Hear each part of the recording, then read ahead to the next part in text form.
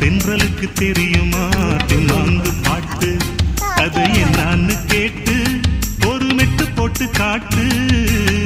தென்றலுக்கு தெரியுமா தெம்மாங்கு பாட்டு, அது என்னான்னு கேட்டு ஒரு மெட்டு போட்டு காட்டு.